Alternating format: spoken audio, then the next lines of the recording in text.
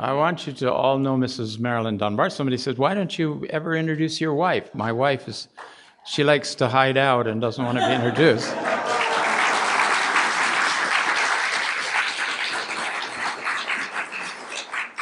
You know, house members' wives have a very important function in the Holy Land. You know, they're the only ones that when you come out of a dinner party or something would lean over and say to you, did you really mean to say that in the front of everybody?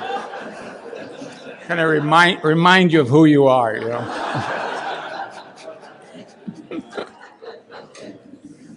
She hasn't said too much during this meeting. I must be getting along all right here.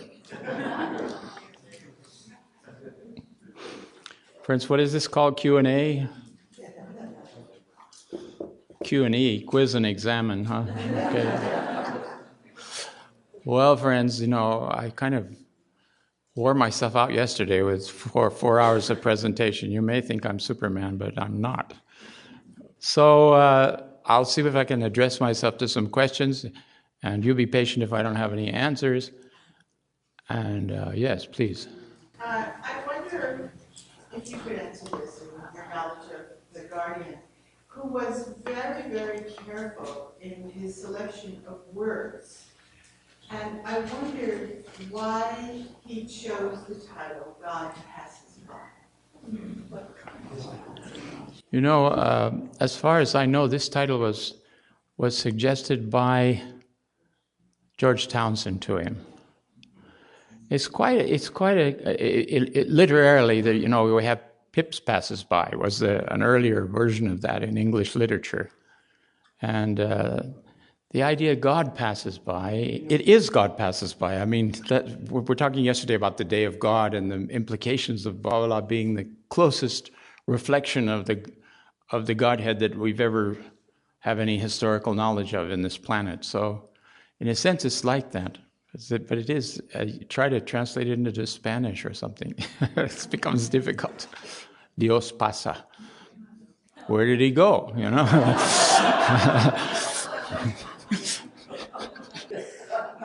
Yes, please. There's much said about unity, but when you put that in cultural context, I find that what one person's disunity is projected is somebody else's unity. So within the faith, in a functional level, where are we headed toward unity that is free of cultural prejudice and bias? Mm-hmm. Well, I'd refer back to the comment I made yesterday about Horace Holly saying, you know, unity is not a decision on our part to get along with each other. It's the illumination that we receive directly in our relationship with Baha'u'llah. It causes us to be attracted to each other and bonded to each other in a world community. So the solution is that transcends then the cultural differences. If we stay at that level, we're going to have lots of difficulties. But if we see reflected in each other the image and likeness of God, which is there and in potential, if not fully manifested, we should be able to love each other, and love each other would be the basis of the unity rather than some decision to kind of cooperate. Please.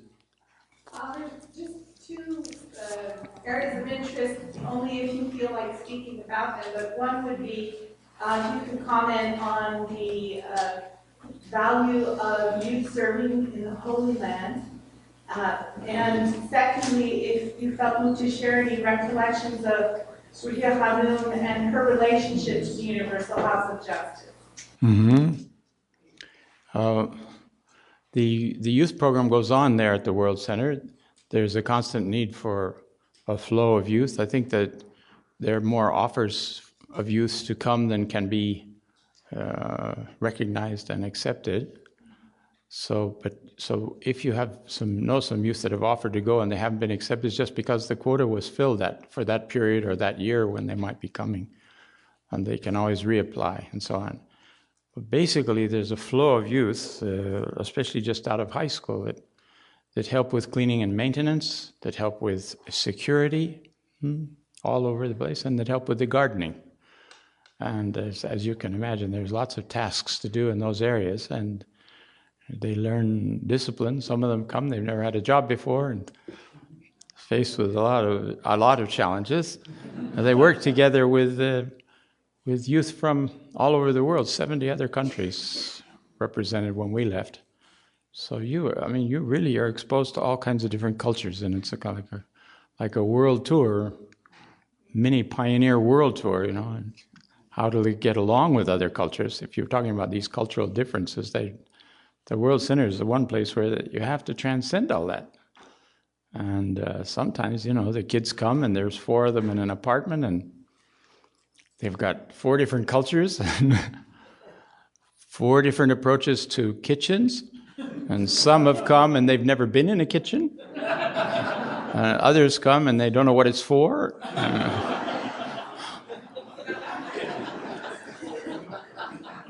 Vacuum cleaners present an interesting challenge. They're terrific kids and they're devoted, but where they come from, those things were not part of life and culture. And that's a challenge to them. A lot of the kids come and they have a stipend allowance when they're there. It's more money they've ever seen in their whole life. So the house has a terrific job balancing this out. You can't say, well, the ones that come from poor countries we won't give as much to for their allowance. There's no way to do that. And so they have to mature fairly quickly. And some of them are so lonely and they've got a telephone in their apartment, and first thing you know, they have a couple $100 in telephone fees hanging over their heads. So we had to work out different things so there's a warning to them, this is building up, or when after your phone has spent this much between the 4 of you, it'll be turned off or something like that. So it was all kinds of, you can only imagine the challenges that the youth face. So in a year period, or 18 months, or 2.5 years that they come, they have a tremendous experience. And I would say generally it's a bonding experience, but then I was right close with the youth with this weekly class that I had. Now they have this program of the Divine Plan, and a number of the house members have opportunities to meet with youth in smaller settings. And I think surely everything will be going forth. The few youth that I'm still in touch with from the World Center seem to be in fine shape. So I would say it's a wonderful opportunity and experience. And sometimes maybe somebody's not ready to go when they're just out of high school. Maybe they need a break out of their college studies, where 1 year they take off and they go to the World Center and do something. Generally, the youth find they can focus better on what they want to do in their life after an experience like that. And they make friends from all over the world, and they all stay in touch. A lot of them stay in touch through emails, We have a Papua New Guinean tribesman who was helping in our gardens, a dear man, about that tall. He now is on Skype and sends us Skype messages. A wonderful fellow. About Ria Khanum and her relation to the House of Justice, what can you say? She did everything she could to bring the House of Justice into being. She knew that was what had to happen. And with all of the hands, they support the House of Justice. And they realize the unity of the cause and the whole future of the cause is dependent on the House of Justice. So they constantly make reference to that. Sometimes when she was meeting with us, she'd have a few other things to say, but she was a very frank woman and very forward in her guidance and her thoughts. But it was always wonderful when we could meet with her, and we met with her both independent of the teaching center, and sometimes when the teaching center would come several times a year, we'd have a joint session with the teaching center to talk about the future of the cause and what was going on. Yeah, let's see, I think you were next, yeah. You talked about one of the forces of darkness, that humanity is replacing God with materialism, and briefly, I think you talk about can you speak about the law of Wadan, how that might address as a force of light. Now, what are the forces of light to combat this force of darkness? Well, I think as we grow in spirituality and want to obey the laws of the faith, certainly Okukula is there to be reckoned with and to start fulfilling. And it's clear from the writings that the payment of Okukula cleanses our material possessions and wealth. I think already if you do pay Okukula, it shows a certain detachment from the material world, just by the nature of it, Now he says if you're not joyful in paying it, don't pay it. It's an obligation, but he doesn't want it squeezed out of the people, so to speak. It kind of negates the whole spirit of the business if it comes that way. So it's good to read the compilation from time to time and realize the spirit of Baha'u'llah invites this. What a bounty of God that He has provided this means whereby you can feel that you can enjoy the rest of your possessions and your wealth. I mean, apart from the IRS, of course, and things like that. Please. Yes, I was talking to Fred Schechter, because I know you've been involved with translating some of the Baha'i books, and I said, has Mr. Dunbar been involved with any of the books you know? He said, well, what about the Kitabi Akdas? And I said, oh yeah, great. But I know could you share with us the books you've been involved in the translation of with the committees, and any stories of how that's done, and stories of translating? By the way, thank you for taking that job, too. The Divine Mysteries, I think of you, because I know that was one of your... I hope I wasn't too big an obstacle for the book. First of all, I think we should correct that I wasn't involved in the translation of books. I was involved in the revision of the translations. There's one that's a big step from one to the other. And examining both, as one could, the originals in the light of the translations that had been produced, and then making suggestions and having revisions take place. And I was always involved in that as part of a committee. That was the first committee that the House appointed me to. To my great astonishment, we came on the House of Justice and they showed us a translation that they had received from the research department of the Akdas. And Mr. Tarzadi and I had a look at it. We were the two new members who just come aboard. The rest had seen it prior to the election. And we looked at this and we said that this is so distant from Shoghi Effendi. And we made some comment about that, and they said, yes, well, the committee said they couldn't imitate Shoghi Effendi, so they wouldn't try it. They'd create a new style. And both of us kind of, recoiled at that, and we said, but we understood that the Guardian, in translating the Igan, has this prefatory note about that he'd hoped that this would help future generations. So we would like to recommend that the translation of the Akdas, especially as a third of it was already translated by Shoghi Effendi, should come in conformity with his style and usage. Well, that seemed reasonable to the House of Justice. They took a vote on that. Of course, that immediately hampered the old translation that was the translation was being proposed. So they said they wanted a committee of the House of Justice to then review and revise the translation in conformity with this principle.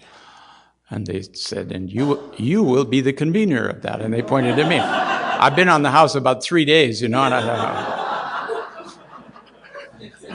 and your co-members of the committee will be Ali Nakhchivani and Hushman Fatih Azam and Ian Semple and Peter Kahn and Adib Tarzadi. Thank you very much.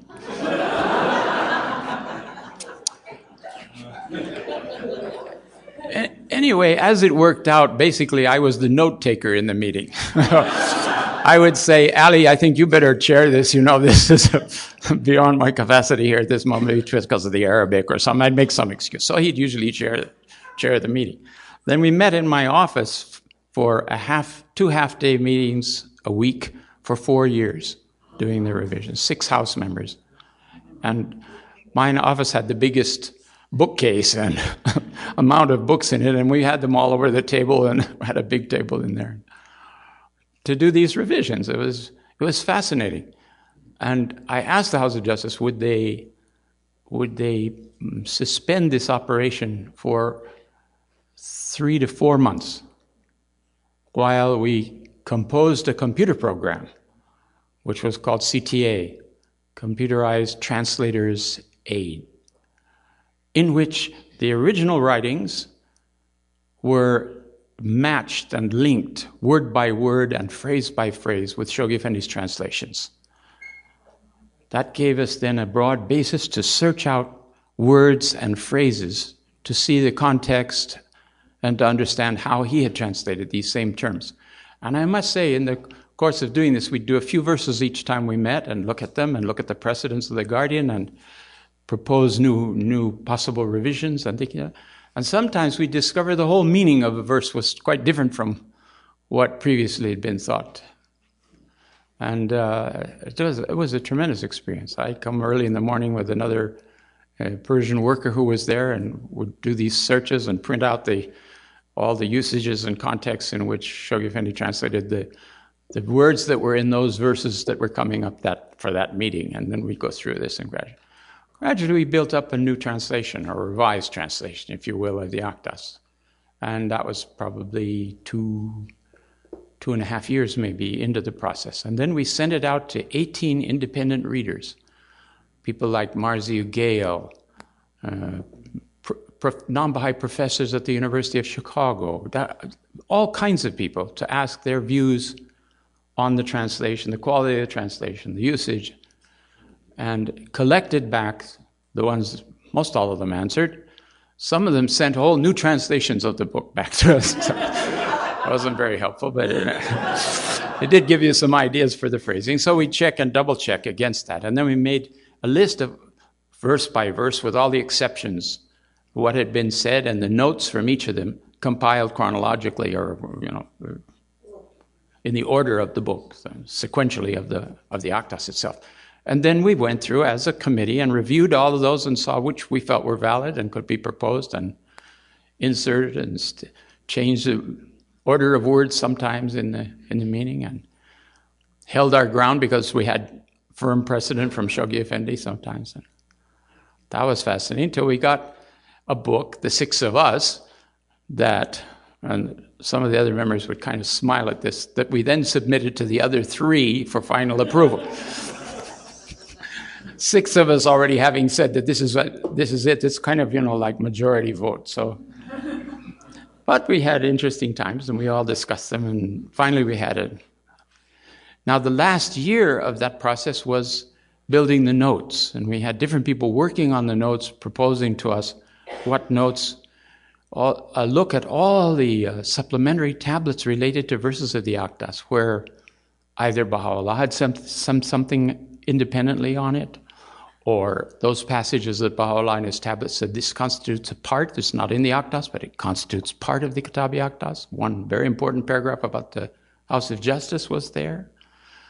And the obligatory prayers, which were supplementary, because the original obligatory prayer for the Akdas had gone missing, and it had been replaced by Baha'u'llah before it went missing. But it was in the satchel that Muhammad Ali took from Abdul Baha just after the passing of Baha'u'llah. So we've never seen that back again. But that was, he said he reduced the number of the prayers prescribed by the Bab to 9. I think we had found in the Bayan and so on, I think there were 19 original obligatory prayers to say a day. Well, that seemed like a lot, and Baha'u'llah had graciously brought that down. There were comments that he had even had from other prophets in the spiritual world saying, as a mercy, bring this down, and so on. Interesting question. So those things were all compiled, and that became the section of the notes that you see at the end of the Kitabi Akdas. And that's a very important part of the book. It clarifies all kinds of things. Of course, we had the notes of the Guardian in his synopsis and his first efforts at the codification of the Akdas. And except for 2 entries in that the House of Justice added, that stayed the way the Guardian had made it. We had it in the Guardian's own hand. And that was first published, as you know, by the House of Justice earlier on. The codification and synopsis and codification of the Kitabi Aktas, with the passages Shoghi Effendi translated of the Aktas. So in the end, just after the Holy Year, we were able to design a book and publish the book, prototype that we sent out then to the National Assemblies. And that's pretty much the same process happened with Summons of the Lord of Hosts, and then with Gems, and finally the Tabernacle of Unity. Those were all where things were. But the committee was greatly reduced from 6 to 4, 3 or 4 people for those other books, because it didn't have the far-reaching implications of the Kitabi Aktas. And besides that, we'd worked out a pattern whereby the translators and the different people that contributed originally would do the same thing that the committee had done now. They were doing it and producing something in the spirit and character of Shoghi Effendi's work, Shoghi Effendi's translations. Yeah. I was wondering, kind of fits with the translation. I understand recently that the "Oh God, refresh me by my spirit" has been taken out of the prayer book and is no longer considered an authentic writing of Abdul-Baha. Well, it was never considered an authentic writing of Abdu'l-Baha, but it was in the prayer book, and it was everybody's favorite prayer, so we left it for years. But then we did a thorough search, and we can't find any justification to... There's no original text for it. That may still show up, who knows, but we haven't been able to find one. And if you notice that against every other prayer of Abdu'l-Baha, thou art more firm than I am to myself, prayers don't usually end that way. There were things about it. But it's a beautiful prayer. You can still use the prayer, just don't attribute it to Abdu'l-Baha, that's all. An equally powerful shake-up, oh God, unite the hearts of thy servants, there's no basis for that either. But those were those were the ones everybody had memorized.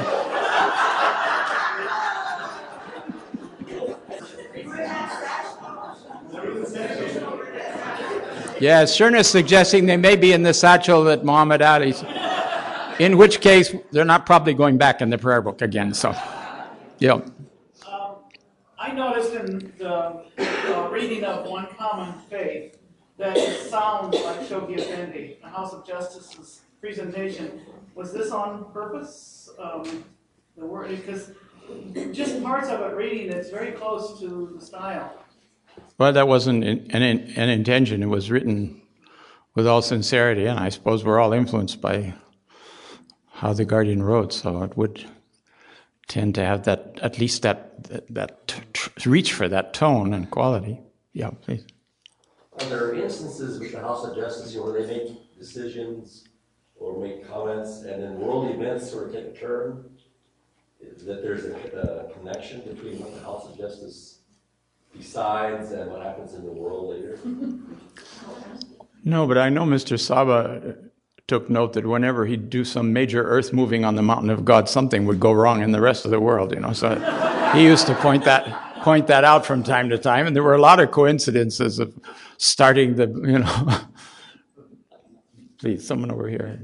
I was wondering if you could describe a little bit about the actual consultation of the House of Justice and what that was like to be a part of that, the level of consultation that the members have there, and maybe some of the attributes or virtues that are present. I could probably do that, but you'd have to, first of all, accept, obviously, it's just my own point of view, because even sometimes a letter would come, House had made a decision, somebody would write and say, why did the House decide that? Or how did you decide that? Why did you decide?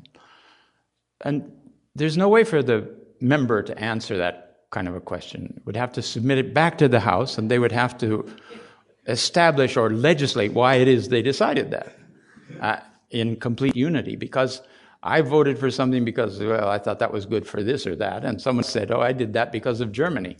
And you don't know what the motives are, but so all of that leads to this confirmed guided decisions that the House of Justice has, and you all are probably well aware there's no red light that blinks in the middle of the table when you get it right.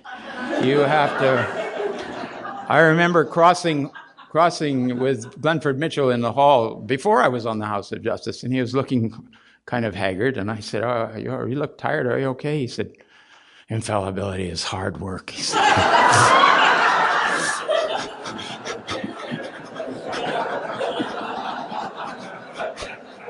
And I found out about that too. So when I was first on the House of Justice, I had a tour of America that was already booked as a teaching center member. And then I was on the House of Justice. So I said, the House of Justice, what do I do? I've got this promise to speak at the youth conference in Indiana and here and there. And so they said, go, just go. It's fine. So along the way, I said, I'm a new enough House member that I will dare comment on my first experiences with the House of Justice, because probably later on, you're not going to get it out of me. And the things that I said at that time were that everything moves so fast that at first you don't know quite what's happening. We walked off the platform,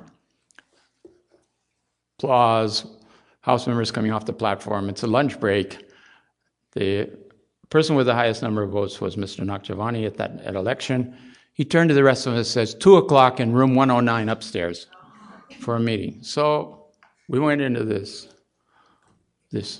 room for a meeting of the House of Justice. It was a makeup table or something, it was backstage in this auditorium. It didn't seem like a very suitable setting for the House of Justice. There were 2 bathrooms available because it was all men. And we sat at the table and the chairman said, "Welcome to the 2 members. Could we have an opening prayer, please?" That was just that simple. And then he said, "There's a cable here from Jerusalem. The government has asked the following question. We have to answer it now. We can't wait for a meeting next Monday." And that was what the meeting was about. And we discussed that and several other points related to the Holy Day in the afternoon, and that was the end. But I noticed as they were talking about the different issues, they would talk about it and so on. And then the chairman would introduce a new issue. And we go on and discuss that, and then he'd introduce another issue. So I was kind of scratching my head. When does the vote take place? Or how? So I asked one of the members, he said, "No, this is the way we operate.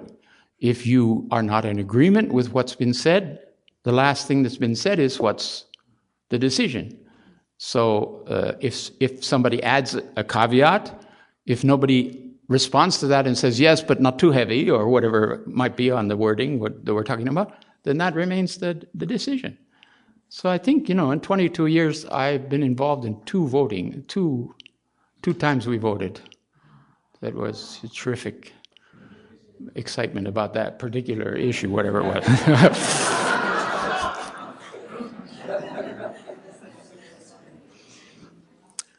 And I used to say that the only thing I could compare this to is when we were kids. I don't think they do that anymore. But when we were kids, we used to play with mercury in boxes, and it would flash around and join and rejoin. And that was the consultation. Mercurial is the way I would describe the consultation of the House of Justice. You come to the meeting, before you come there, of course, the day before you've got the agenda, 3 pages of single-line items, all completely at variance with each other, The modification or application of some law of Baha'u'llah, the burning down of the Hazir in some country, the misbehavior of one of the youth at the World Center,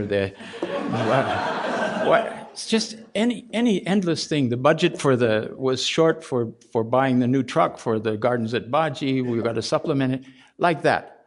So there was no organization of the items. While I was on the House of Justice, we had an urgent and then a normal agenda items.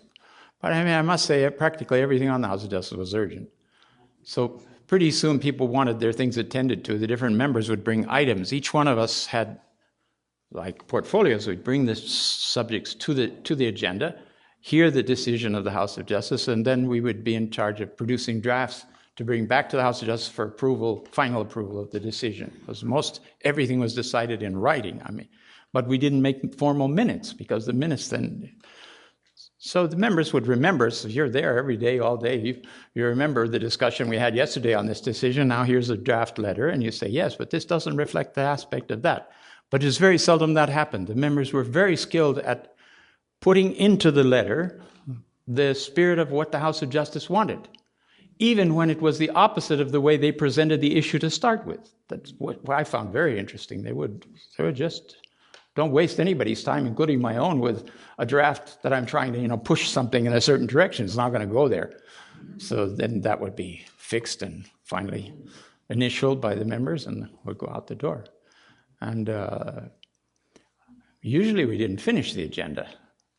I mean, we worked through it. And sometimes we had breakthroughs in the agenda where a new item would come in.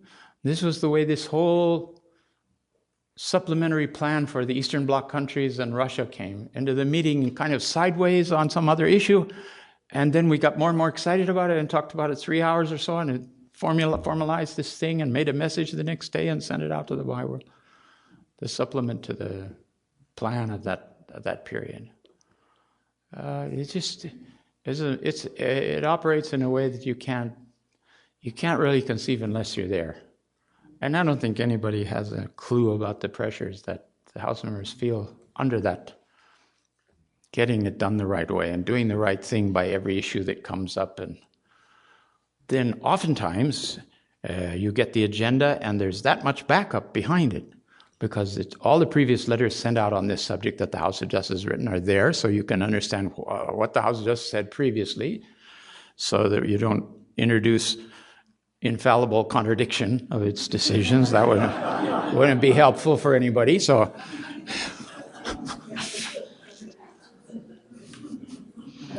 fortunately, we got about 1,000 letters. Shoghi Effendi says that's a subject should refer to the House of Justice. There's just endless kinds of things like that. So, some of the Baha'is were concerned that the House of Justice might drift from its sphere of jurisdiction and legislation.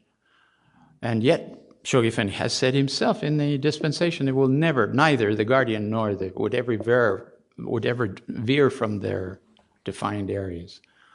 But the Guardian was supposed to also have the power then to tell the House of Justice if he thinks this area is something that he should be doing, or so on. But now, in the absence of a Guardian, the House of Justice has to look very carefully at the text to see what there's there, and has a terrific freedom. Nobody can define, people have tried to define the infallibility of the House of Justice. Nobody but the House of Justice really has the authority to consider that matter. And it's written several letters, important letters on the subject, some of which you'll find in the collected letters of the House of Justice. Yes, in the back, please. Yeah, I really appreciate your putting the force of our time into that. Just tremendous book. I know you're writing another book. Can you tell us about what your next book is about? Well, it's just kind of in the nebulous stage. I'm not very much of a writer. I usually speak. And so I get transcripts of what I say, and then other people help to edit the transcripts. They take all these ideas and stick them together and put them in some kind of sequence, and then I work on that afterwards. And it's a series of talks on immortality, and the meaning of eternal life and the human soul, and just trying to, add a little to that. When is it going to be finished?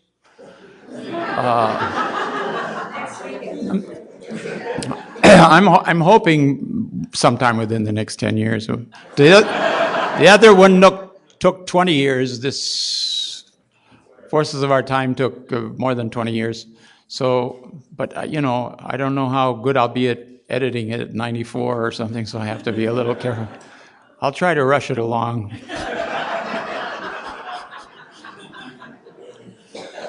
That's a kind of a sweet way of saying don't hold your breath. I may see the end of the story before the middle, so.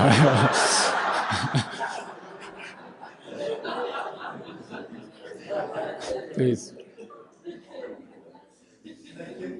That subject that gives me the courage to ask this question.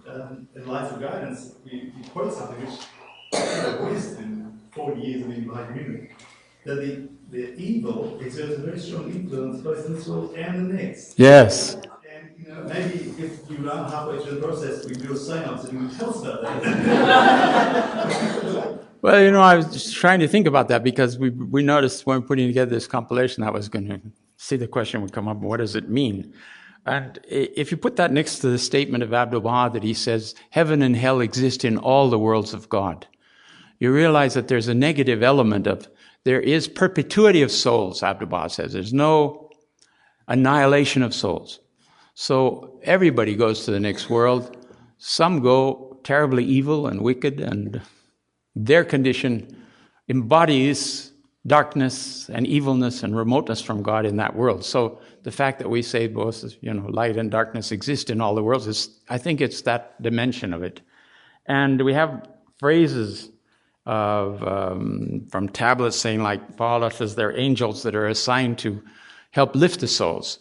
And Abdul Baha himself says in one of the statements that he makes in the Memorials of the Faithful that he's writing about a certain man. He said, I had a dream about him the other night, and I saw him, and he was still quite corpulent and jolly as usual, and he'd just come back. He said he'd come back from a very interesting district where he was diffusing the fragrances of God. And there's a footnote that says that's the name for teaching in the next world, diffusing the fragrances of God.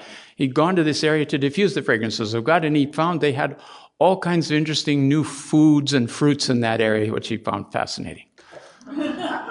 Which, all of these things together, there's a chapter in this book about activities in the next world. What do we do in the next world? You get this image of playing music on clouds, and that kind of. There isn't much of that in the writings. So if you're not musically inclined, don't feel too bad about it. And obviously, the souls, he says, the more advanced souls seek to lift the other souls through the powers of God, and they serve as the detached souls. The really detached souls serve as the leaven for the arts and sciences in this world. So obviously they retain an interest in it. And, it's not all sweetness and light. Look at Baha'u'llah talks about sitting in the company of the prophets, and they're weeping over what is happening to him in this world. He has dreams of what's going on in the other world, sees that and talks about it. And that the concourse on high are rending their garments because of the treatment of somebody's doing to the prophets of God in this world and so on. So there's sounds like some high adventure, it's not all light and mercy alone. Please, I don't know who else. I think you're fine. I just had a question. We came back from the 8th chapter, and we had discussed a lot of that, but there was one part of it that was left with a question, and it said we should have resolved the constant fight against 4 categories of things, and the categories were inherent tendencies, corruptive instincts, fluctuating fashions, and false pretenses. And I thought to myself, well, some of those might have 1 or 2 obvious meanings, but what was your intent behind that, or what do you understand about these categories of qualities that we have to self-examine in this? They kind of covers a great quantity of sins and shortcomings, doesn't it? Yeah. I think it's not very specific. No, but there are some specific things when you start looking at the Guardian's list of the forces of darkness. Again, then it comes to see, well, how am I doing with those qualities? And Did I go in a cold book or something? But were we going to study, or you going to talk about prayer, meditation, studying? Yes. Okay. I'll end up with that maybe. What do we got? We have a few more minutes. Please. The news of closure of Maxwell International Baha'i School came rather unexpectedly for especially those of us who have children going there, of course, after graduation. So I was just wondering if you were willing to use some comments on that. All I can say is that the principal reason was economic in character. The school was not making any money, not that it needed to, but it wasn't paying its expenses. And also it became clear that of the schools in the area, the Maxwell School had the lowest academic standing. And that didn't feel right to the National Assembly, the Canadian National Assembly. So rather than not doing a perfectly outstanding job of it, maybe we should, in the face of the financial crisis that they were facing, to not be able to pay for the school, because they had donors in the past that had given lots of money and that ran out and that it had trouble. So I think it's more from a practical point of view than anything else. No doubt these schools will come back in the future. I mean, it's clear. Please. I'm wondering, it's such a unique experience living in the Holy Land and serving in the House of Justice and the counselors. And I'm just wondering if you could maybe share with us some of your, what strikes as sort of, not process, but personal development, and what on earth must it be like, on a personal level to be in that sort of company and environment, and changes perhaps you've noticed or awarenesses you've learned from other members, or just how it affects you, if you feel comfortable. Yeah. Nothing jumps to mind. It's a life process. I mean, we were there 37 years. It's a whole lifetime. You could talk to my wife about the changes that she'd probably have more candid things to say than I would. I remember I think there were interesting moments. I remember Ian Semple. We used to give talks to the pilgrims. We'd take turns giving talks to the pilgrims. So one time Ian Semple said to me, he said, "Oh, I had a terrible dream." I said, "What was it?" He said, "I dreamt I was speaking to the pilgrims. And one of the pilgrims asked me, 'Mr. Semple, what about these paper assemblies?'" We had this term, paper assemblies. We were churning out assemblies everywhere, and they weren't really, the Baha'is weren't aware exactly of what the institution was and so on. And he says, when they asked me that, I said, "Local or national?"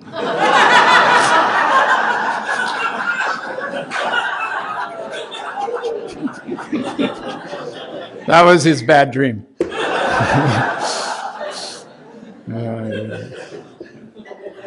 Every once in a while you see a National Assembly slip off the charts and they become an administrative committee. And you can only imagine. Yes, please.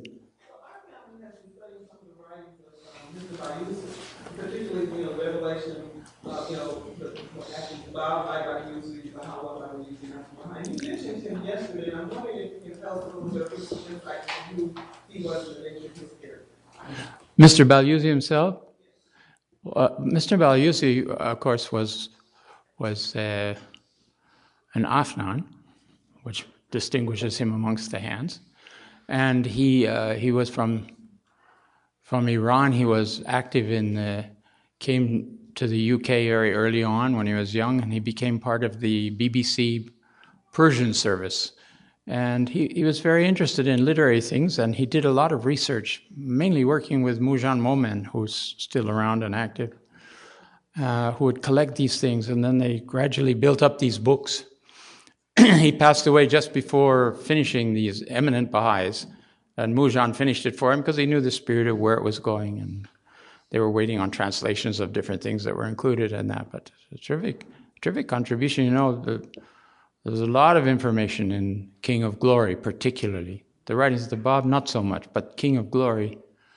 And some of the things that are in the writings of the Bab have come from memoirs of the family, of family members. And he was a very distinguished man, a very wonderful man. I met him in Haifa in '63. He was the one that told me, "We've chosen you to be a reader at the feast this afternoon." He had organized the program with the hands of the God. Yeah. Could you speak about how do you pray and what do you pray for? Oh, my heavens. Oh, God, help me. Help me.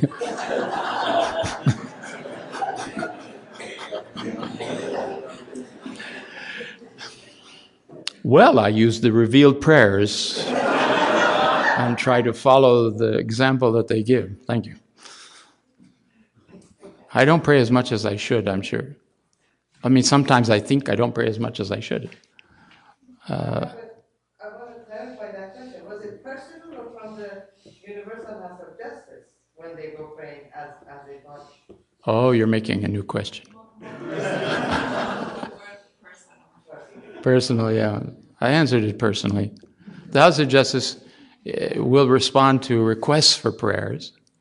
I don't think we should think of them having a list that you can put your name on the list. They discourage that. But, people write and say, we have this situation in my family, or there's illness, or there's this, or so-and-so's passed away. And the House will assure the people of prayers. And if you have an assurance of prayers from the House of Justice, then your issue or your family or the member or the person that's being prayed for is mentioned in the shrines by the House of Justice out loud.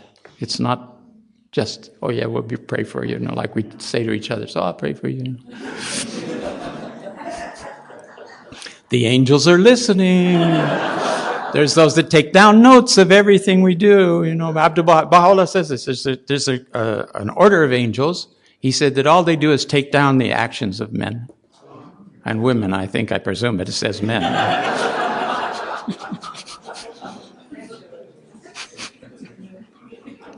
Please.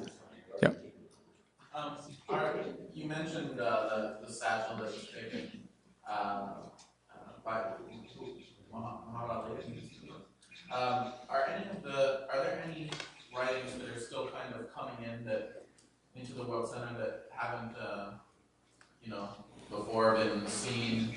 I guess, and then tying into that, are there what kind of, I heard at one point there was about 10% of the writings translated into English. Mm-hmm. I don't know if that's accurate. Kind of where's that at, and kind of what's still arriving, how much has been translated, and what's next? And I also heard that the 7 Valleys is being retranslated. Well, you're talking to somebody who's been out of the center of things for a year now, more than a year. So I don't know the latest on any of this. But I know the general tendencies. You're right about the 10% or so, but the 10% are the most important works of Baha'u'llah. And some of the other ones that are coming along are the ones that are mentioned in God Passes By. The most important works of Baha'u'llah we've taken to be those that Shoghi Effendi has specified in God Passes By. There's all kinds of other tablets. There's some of the tablets are actually of a menial nature, but they oftentimes have some celestial gem in it. Baha'u'llah writes or is a tablet written on his behalf to so-and-so living near the South Bazaar in Istanbul.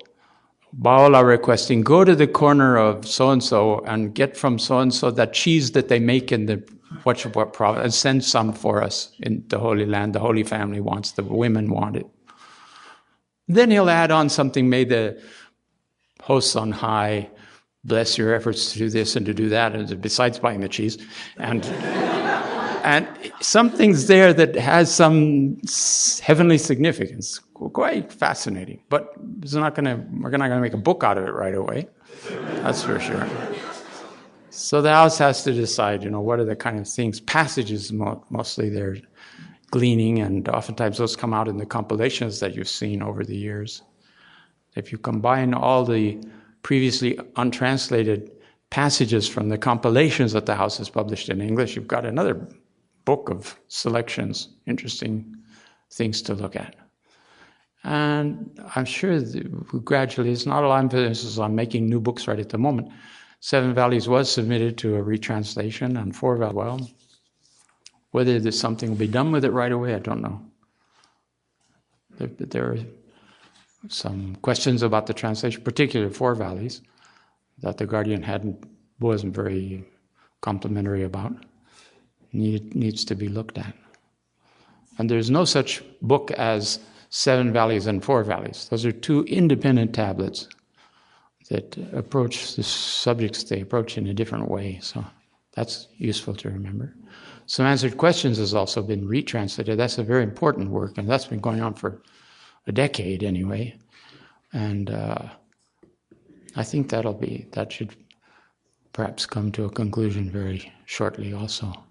It had originally been planned for the centenary, 2008, that was kind of the aim of the translators, but it had to go through various reviews. You don't want to substitute a translation that then has to be substituted again after a while. So there have been extra efforts to bring it into conformity with.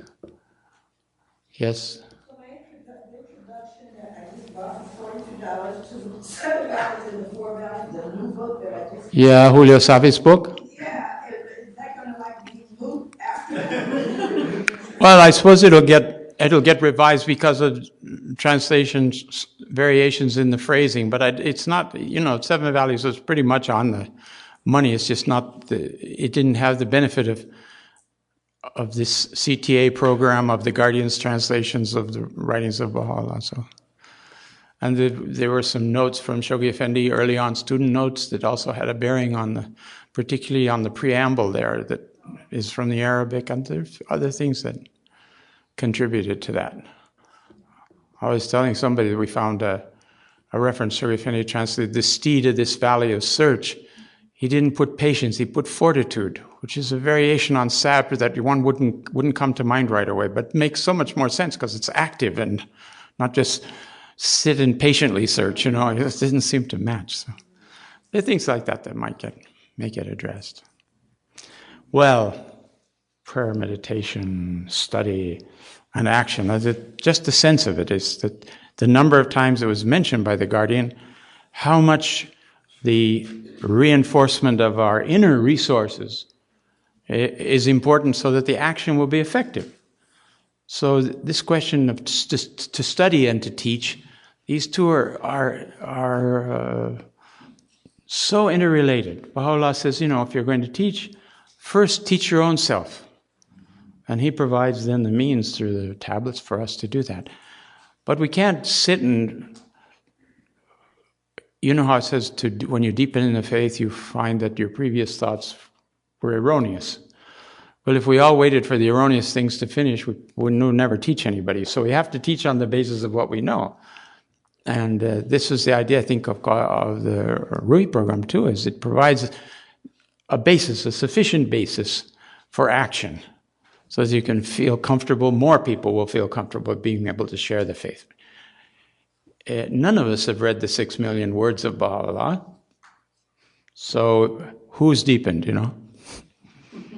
And yet, according to our capacities, we know how little we're familiar with the Kitab-i-Gan, for example, or have we made a study of spiritual significances from prayers and meditations? I always think Prayers and Meditations of Baha'u'llah is a terrific book to study, not just to recite prayers. This is the first time we have the meditations of the manifestation of God about his own condition and his own experiences.